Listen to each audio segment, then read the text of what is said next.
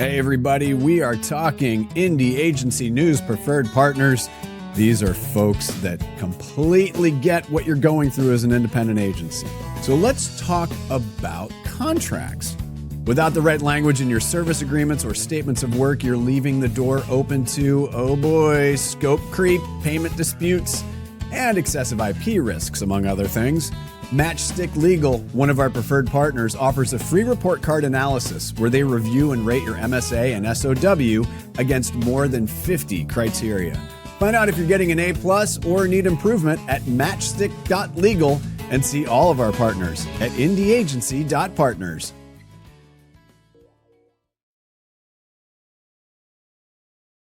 Technology, you minx, I tell you. Okay, so there's probably like 3 or 4 like weird live streams that were on our LinkedIn.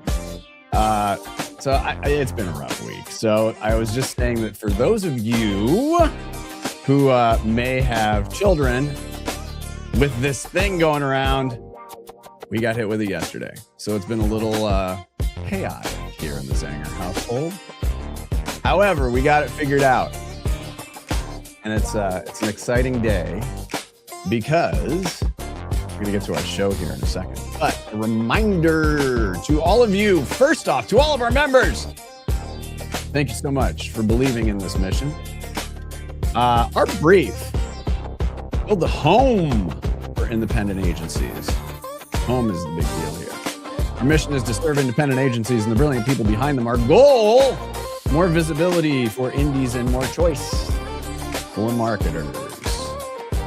And we're very excited. Speaking of marketers, that's called a professional broadcast segue. Our leadership summit in Chicago. The theme of it is, we're going to be updating this today, Indies Rising, building an unfair advantage for marketers. Now, I do want to be very, very, very, very clear here. We are on April 15th.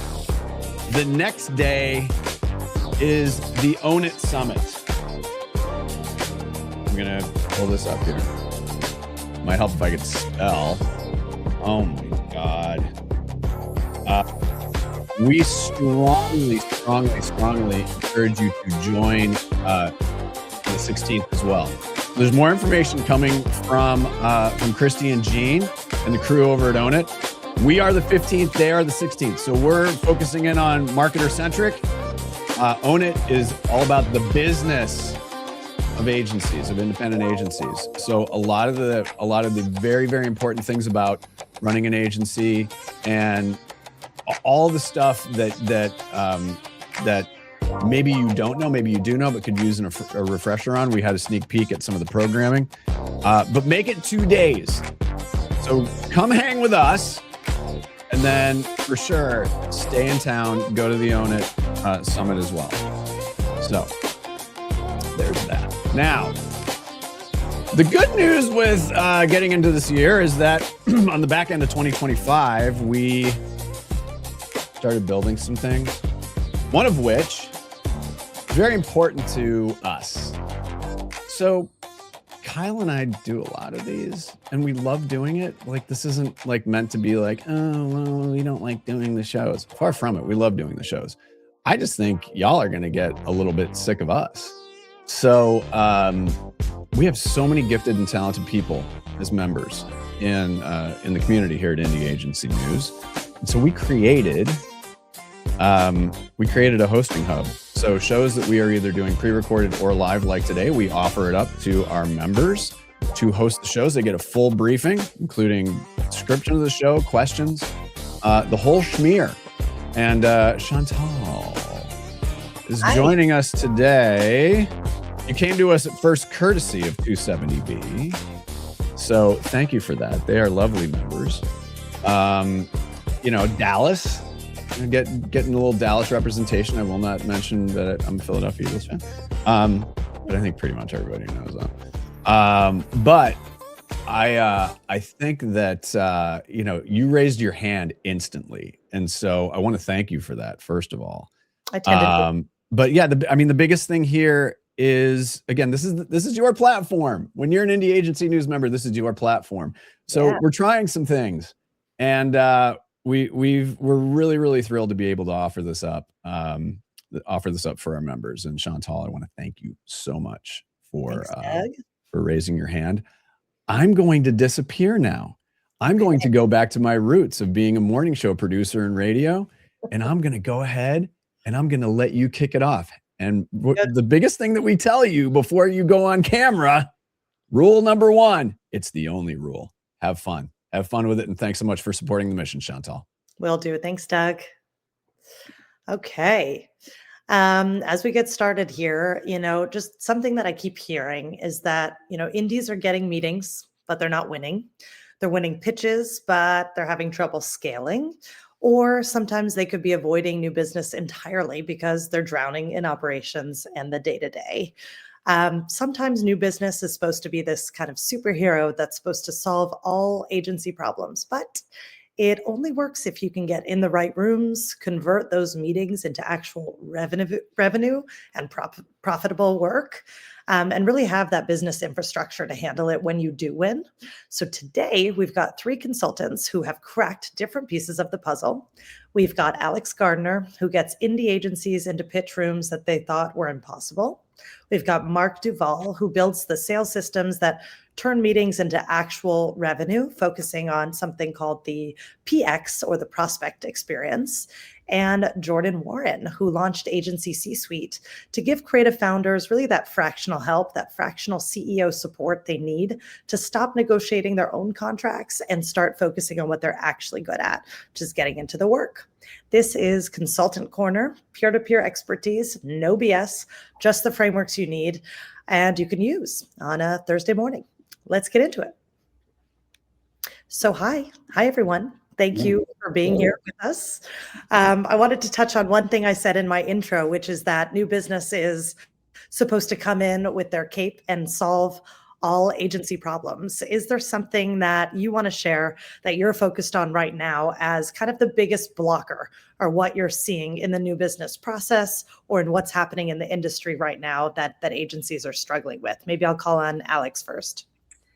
Yeah, I think a lot of agencies assume that, more pitches, more getting in the room, more business, right? But I think when you're hungry, it's really hard to be selective. And so I try to get my clients to focus on the things that we think are going to be the right types of clients. So you can get all the meetings in the world. There are a lot of brands out there that are putting things up for pitch. And as you've seen, they're either, ghosting agencies, not following through, timelines are changing. And so I really urge indies to ask a lot of questions early on, really figure out if this is the right opportunity for them and if they have the right team and resources to win it. And then less is more. Focus on the ones that are tangible and that you can win and that are perfect for what your agency does. It's a quality, not quantity game. So true. What are you saying, Jordan? Well, I just, to build on the intro, so my background, I'm a founder of 3 agencies before I moved into consulting as a fractional CEO. So this morning, I'm going to talk a little bit less as a business development expert and more as an agency founder, and kind of relate to people through my learnings over that time. And I think first of all, I would just say on the premise of people getting into a lot of meetings, that's maybe the first challenge, is how to get into meetings. So congrats to those that are getting in a lot. And I think we'll have some good discussion today about how to select the ones you're in and how to go after and how to close and how to scale. But getting in, I think, usually is the first challenge, right? How do we figure that out? And speaking from sort of the experience of a multiple agency founder, the first thing is you start to think about, okay, PR and systems and how do we do that? We've got some great experts to talk about how to do that. But really, for me, the thing is start with the people that that you've worked with before, whether they were former clients or colleagues. Start in that place of the people who already know you, trust you, know what you're capable of, are likely to give you work without having to go through a pitch. Because certainly when you're small and you're starting, the time and expense it takes to go through pitches something you want to avoid if at all possible. Yeah, I mean, I think you've mentioned that as like kind of the concentric circles, right? Like kind of starting and seeing how you can broaden that out. Yeah, I mean, I really do. As my clients ask me about new business strategy, my framework, I think about concentric circles, and sort of the bullseye there is maybe the lowest reach, but the highest touch and the highest probability of actually getting work, potentially even without a pitch. The outer rings are how do you reach people that you don't know? And that's, PR, that's outreach, that's going to conferences, that's networking. It's lower touch, and lower probability of getting something, but much higher reach. So I always start sort of at the center and say, if you haven't looked at your LinkedIn, you can download all your contacts, you can sort them by company, and you'd be surprised at how many people, that you already know work for companies you're interested in or you'd like to get work from. It seems so simple, and yet it's something that we rarely do. And it's also something to go back to frequently, because we all know people don't stay in their jobs very long in our business. So they're always moving around. And I'm always surprised to see somebody that I know well that I haven't thought about in a while is in a place I'd really like to engage with. So that's sort of my place to start. And if you haven't exhausted your own network, spend your time and money and resources there first, and then think about how do you expand your network and how do you get out to the people that you don't know. Can I add one step before that? Because I totally agree with you. Before you do that, make sure what you're saying about the agency, who you are, what you do, why somebody should work with you is really clear. I think if we're going out to people and talking to people, I always talk about Pete Carter's small agency elevator pitch stunt that he did, because your elevator pitch should be tight when you talk to those people. And we sometimes only have one chance to make a first impression. Yeah, if I can jump in here, I think to your point, it's do you have a right to win? And we always talk. I even take it back a step further. Do you even have a right to have a conversation? And if you don't do that, and you don't bring yourself through that process, then you are to what Alex said earlier. Around pipeline, or we always say when there's nothing in the pipeline, everything is an opportunity. And so you start really chasing new business, and you tend to, if you get a meeting, it's not qualified. You haven't done all the work because you're thinking that the meeting is going to solve the problem. And I think anyone watching this or speaking today, we don't need any more leads or meetings. We need revenue. And so there's a big difference between the two. I just wanted to also point out with Jordan is what he talked about is a process, is a repeatable, scalable process. And I think that's really the beginning of a new business program, and helps you identify, engage, and put a strategy against that. So I think that's really important. Yeah, I guess I wonder, when we keep kind of going back to this topic of getting in the room, or when you are in the room, what's the thing that can tank everything, or what's kind of the common mistake that you're seeing once you finally get that right? And maybe you do have the right to win, and maybe you're supposed to be there. What should agencies think about today, and what to watch out for? You can share a crazy story too. I'm open to that. I think we forget people by people. Yeah, sure. When you're in the room, yes, there's a brief or a pitch or something, but I think I see agencies too often try to answer every little thing, tick every little box, and they forget about the chemistry and a little bit of the razzle dazzle. Pitching is dating, right? We're there to develop relationships, to show them how we work, to listen to feedback, to collaborate. And that part of the process is just as important as what we are showing. And so I think agencies worry too much about, again, all the deliverables and the comms plans. And yes, there's an element of importance there, but the how we do it and how we communicate and how we build energy together and with them is, I've seen pitch meetings won and lost off that, even if a client loves your idea. I agree completely. I think, we all know it's very seldom that the pitch work is the work, even if you win, that gets produced.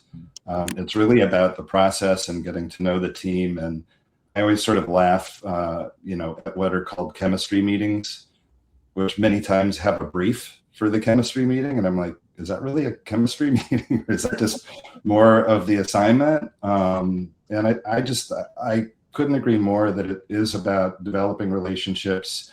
They are going to pick the team that's in the room. I think that's one of the challenges clients have is, are these going to be the people that work on my business, or is this, the polished pitch team? So I think it's important, for them to know that these are the people that are going to work on your business. And I even think about who are the people that are in the room and what roles do they play, and who are the people on my team that have the analogous roles that might be partnering with them. So that, it isn't one person leading a dialogue, but there can even be some person-to-person conversation that happens between people that might, represent media or be more interested in the creative, or might be more interested in the construct of the proposal. Make sure that those people are, forming a dialogue, not only in the room, but outside of the room.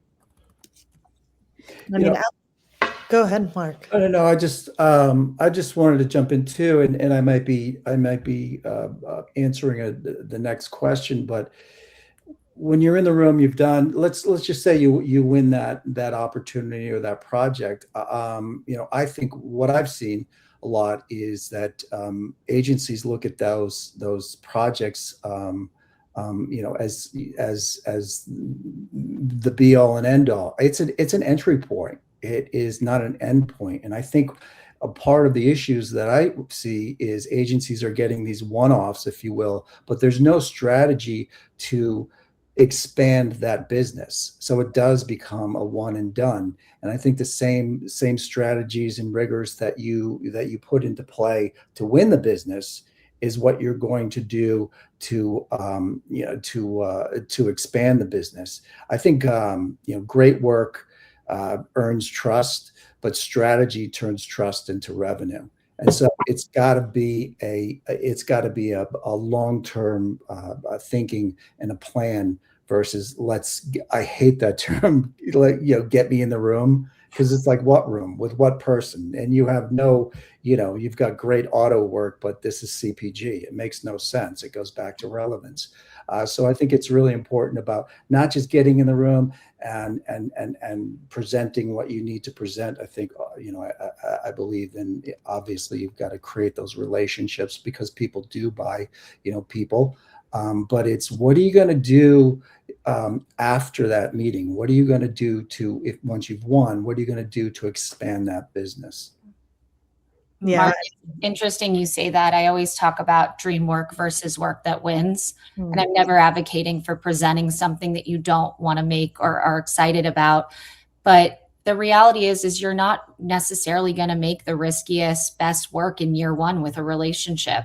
You gotta win it. You gotta show them how you can listen. Pitching is a vacuum. Get them in the door, and then build and earn that trust and grow that business beyond, what it initially might have been. And if you do that well, year 2, 3, hopefully it's grown and you're doing work you're really excited about. But I think too often agencies want to put things in front of clients that are like the big sexy thing. And, when you're dating, it's not always the time to scare them and do that. It's the time to have a conversation and be good partners so that you can do exactly what you're saying, later on. And I think the corollary to that too is, stepping back to the best source of new business are the people you already know. Well, even better than that are the clients you already have. And how can you be more indispensable? How can you grow those relationships? Look for opportunities. And, it's something our friend Howard Mogg says is like, build a culture of growth.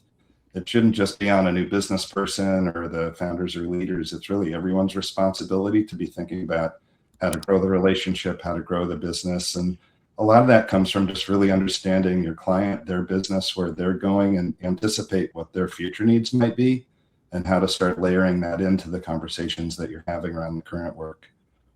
Yeah, I think that goes back to building a system and from the very beginning and identifying how not only, let's get in the, get a meeting and getting in the room, but it's building that system and understanding what do you want to do and how you want to grow. I think also, being in the room, look, we know there's a lot of agencies out there and we're in a highly competitive industry, and truthfully, a lot of agencies kind of look and feel and smell the same, right? And that's not a bad thing. It's just you happen to have great work in these X verticals as someone else. But I think a real a point of differentiation can be, especially in the beginning in the room, is how you show up. We look at converting a piece of business as a top of the funnel function, and that starts with the first question you ask, how the email you send, and that truly can be a point of differentiation when it comes down to two agencies that look and feel and really deliver the same type of work. So really separating yourself from countless others. We see a lot of agencies, the follow up and follow through is lacking. If you tell someone or a prospect you're going to get them whatever deliverable it is post meeting, Friday at noon, don't deliver it at Tuesday at 4. That sets the tone right then and there, what it's going to be like to work with you or not work with you. Yeah, I think one of the things you mentioned was, I think it's coming up as we chat, is kind of that concept of new business being everybody's business at the agency. And I think that's a culture that gets set, right? And that comes from the top, that comes from new business, that comes from really everybody kind of being trained to think that way, and account people too, to be looking for that organic growth. And I think, Alex, to your point around dating and that kind of shiny start, right? The exciting first date, and then how do you keep that going? I feel like onboarding is kind of that difference maker, right? It's like, how do you show up when the show is over, right? We've done the pitch theater, we've gotten the award, and now how are you going to show up on that day to day? What's that context strategy that you're putting in place? And how are your people, account, biz dev, and everybody? Because creatives, strategists, everyone should have a person on the other side, right? That they're supposed to tap and keep that. And Jordan, on keeping those relationships going, I feel like that's so important, just to have everybody have a role in that contact strategy. It doesn't just lie with new business or the CEO or whoever was in the meeting, right? Yeah, my favorite, new account win was one where, we knew who the players were. I knew who the members of my team were. I mean, even in the pitch process, we just broke off one-on-one and invited people to lunch and to, get to know each other. By the time we were in the pitch room, they already knew what we were going to pitch, and they were already bought into it. And when we broke apart, we all sort of already had those working relationships. So the onboarding kind of happened during the pitch process. I think, making it a black box, going away, developing the big idea, showing up with the big reveal in the room, that's putting all the weight on that idea. And again, they're buying people. So the more access you can get to the people that are going to be involved in making a decision, the deeper the relationship can be and the better chance you have of winning. And I think, Chantal, something you said was really interesting. Again, I'm a big believer, new business is everyone's business. Your head of new business, your CMO might be facilitating all of those things and running all of those things. But I think what's interesting is we talk about all the different avenues. Brands can come in and discover our agency, and we can build relationships and network. I think the biggest thing that I've learned, and I try to teach my clients, is new business is everyone's business, but not everybody will have the same way of doing that. So somebody might be great at LinkedIn and networking and going to conferences and talking to people. Someone else might have a different approach to that. They might like an op-ed. They might want to lean in heavier to PR. They might want to manage those pitch consultant relationships. So I think identifying especially the leadership strengths and weaknesses and where they feel comfortable so they can organically go and prospect and pipeline and network in a way that feels authentic to them is the best way to help everyone feel like new business is their business too. Yeah. Right. Go ahead. No, I agree. I just want to say that it's important that, and there can be multiple players in that, but I do believe that there's got to be an owner of that process, right? Because it's just, I think it's easy. There's a lot of things that people are doing in the course of the day. And a lot of times new business, I mean, if it's a big pitch or something, that can be fun, but getting in the room, I use that term I hate, getting there is not easy. And so sometimes you may have 4 or 5 things to do in the course of the day. And it usually gets pushed to the bottom of that list because for whatever reason, because let's be honest, it's hard. A lot of times it's not fun, and not everybody is capable of doing it, and that's fine. So I think it's important to understand people's strengths and how they can really bring value to the team. And I just was, oh, good. Sorry. No, go ahead. Finish your thought. I just want to say one thing. We haven't talked about positioning, which is good because that's, there's so much positioning out there, and we all do that. But what I'm also seeing is, getting that meeting and starting that process is there's a real disconnect between positioning and pipeline.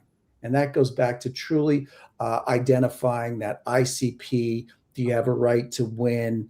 And all of that work that needs to be done before you go out and you start hunting, if you will. So that needs to be really closely aligned. And that work needs to be done so you can target the folks that actually are in need of your services and who would actually respond or have a higher likelihood of responding. If it's okay, I just want to circle back for a second to your earlier thought. And that is, I think we all know new business is the lifeblood, especially small agencies and indies. And yet it usually does, Mark, to your point, get pushed to the bottom of the to-do list because you walk in the office and, your plan for the day, and I was going to spend an hour on new business today. That's the hour that you give up because of the phone call from the client or the interrupt you get from someone on your staff, and it falls off the list. And I will say, I've experienced that myself, again, saying the founders, leaders, the leadership team have the contacts, the best contacts, and probably the best people in addition to your new business staff to be doing the outbound.